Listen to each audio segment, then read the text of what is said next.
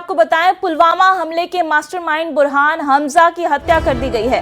PoK के मुजफ्फराबाद में आतंकी बुरहान हमजा को गोलियां मारी गई। अलबद्र आतंकी संगठन का ये कमांडर था बुरहान हमजा।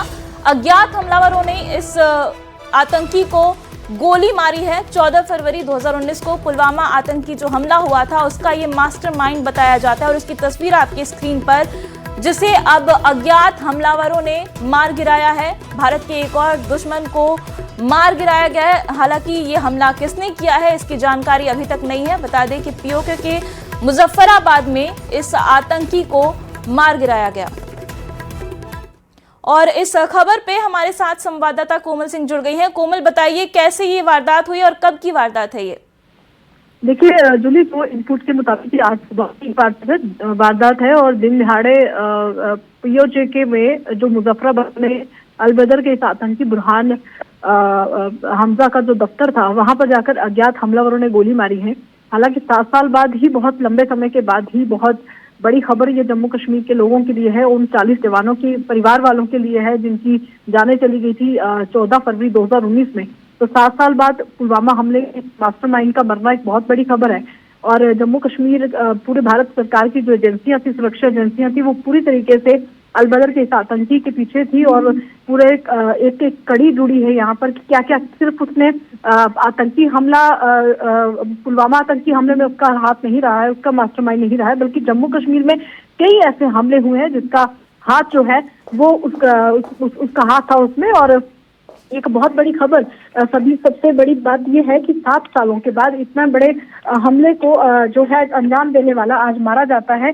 तो क्या पाकिस्तान की ही सुरक्षा एजेंसी उसके पास थी? क्या हमेशा से ही आपने देखा होगा जूली की पहली बार ऐसा नहीं हुआ है। जब ये जैश की और मैं यही आपसे सवाल भी पूछने वाली थी कि इससे पहले भी अज्ञात हमलावरों ने आतंकियों को मार गिराया था, क्या इसका कोई कनेक्शन है इस घटना से भी?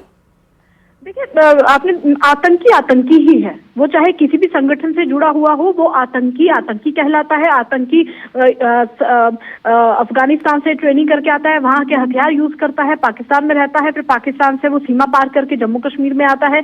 अलग अलग संगठन, क्या जम्मू कश्मीर में जो हमले हुए वो एक ही संगठन ने किए? नहीं।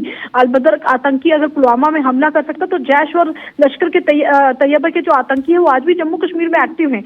तो ये जो फॉरेन टेररिस्ट है वो जम्मू कश्मीर में आज भी एक्टिव है। डोडा में, कश्मीर में, भदरवा में, किश्तवाड़ में, पुंछ राजौरी में एलओसी पार करके यहाँ आते हैं। तो इसी मंशा से आते हैं कि जम्मू कश्मीर के हालात खराब करने हैं। तो इतना बड़ा जो हमले को अंजाम दिया, पुलवामा जो हमला है उसमें 40 जवानों को शहीद करना, ये एक पूरी तरीके से एक प्लानिंग थी। उसके बाद सिर्फ इसमें मास्टरमाइंड हमजा का हाथ नहीं था, बुरहान हमजा के साथ और 3 मास्टरमाइंड थे, लेकिन सबसे बड़ा मास्टरमाइंड हमजा था। और आपको बता दें कि हमजा जो था उसने जम्मू कश्मीर में और कई बड़े हमलों को अंजाम दिया था। ये पहला या आखिरी हमला नहीं था, उसके बाद भी 7 सालों में उसने कई हमलों को अंजाम दिया, जिसकी खबर जो थी वो लगातार एजेंसियों को मिल रही थी। इसीलिए एजेंसियों ने उस पर कड़ी नजर भी रखी थी। और पीओके में, जो कि बिल्कुल लाइन ऑफ कंट्रोल में, मतलब भारत की सीमा के बिल्कुल अगर क्रॉस करते हैं हम पीओके में, पाकिस्तान में एंटर करते हैं, तो बिल्कुल नजदीक मुजफ्फराबाद में, जहाँ पे कई पाकिस्तानियों के लॉन्च पैड रहे हैं। और मुजफ्फराबाद आपको याद होगा वही इलाका था ऑपरेशन सिंदूर में भी वहां पे कई आतंकियों के अड्डों को ध्वस्त किया था। तो उसका दफ्तर, कहने का तो दफ्तर है,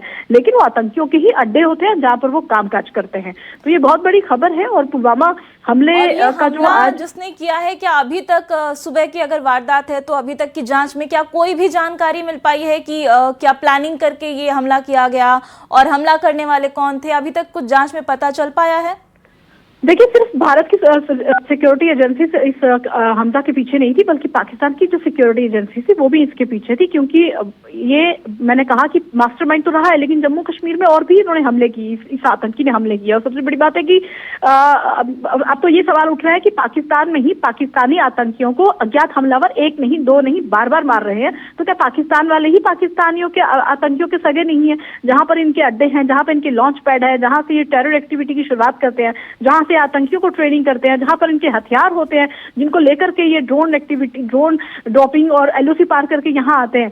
तो ये जो आज वारदात हुई है, सुबह हुई है और दिन दिहाड़े इसके दफ्तर में मारा गया है। पहले भी आपको याद होगा 2021 में भी जैश के एक बड़े आतंकी को, माफ कीजिए, लश्कर के बड़े आतंकी को, जो कि हाफिज सैयद का सबसे करीबी था, उसको भी पाकिस्तान में इसी तरीके से दफ्तर में घुसकर अज्ञात लोगों ने गोली मारी। तो क्या ये उसके बाद भी आ रहा है कि आतंकी संगठन बनाम आतंकी संगठन एक दूसरे पे हमलावर है? बिल्कुल होता है। मैंने कहा कि आतंकी तो आतंकी ही होता है, लेकिन आपसी रंजिशें भी इनमें होती हैं, क्योंकि कई बार आपने देखा होगा कि लश्कर और जैश के जो संगठन है उन्होंने एक जगहें चुनी होती है कि पूरी लाइन ऑफ कंट्रोल से सीमा पार करके कश्मीर घुसना है, और जो जैश के आतंकी होते हैं वो बॉर्डर, जो BSF बॉर्डर है, इंटरनेशनल बॉर्डर, वहां पे घुस कर आते हैं। बहुत बड़ी खबर है ये, भारत का एक और दुश्मन मार गिराया गया है। हालांकि हमला